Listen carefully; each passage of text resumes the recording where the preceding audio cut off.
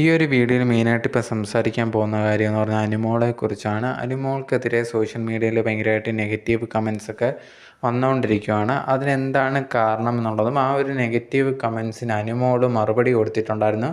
ആ ഒരു മറുപടി എന്താണ് എന്നുള്ള രീതിയിലൊക്കെയാണ് ഈ ഒരു വീഡിയോയിൽ മെയിനായിട്ട് സംസാരിക്കാൻ പോകുന്നത്.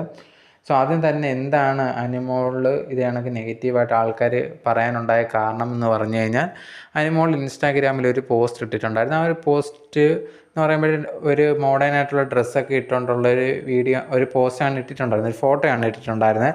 ആ ഒരു പോസ്റ്റിനകത്ത് കുറേയധികം പേര് നെഗറ്റീവായിട്ട് വന്ന് കമൻസ് ഒക്കെ ഇട്ടിട്ടുണ്ട്. ഇങ്ങനത്തുള്ള ഡ്രസ്സൊക്കെയാണ് ഇടുന്നത്, എന്താണ് അനുമോൾ കാണിക്കുന്നതെന്നൊക്കെ പറഞ്ഞിട്ട് കുറേയധികം പേര് നെഗറ്റീവായിട്ട് കമൻസ് ഇടാൻ തുടങ്ങിയിട്ടുണ്ടായിരുന്നു.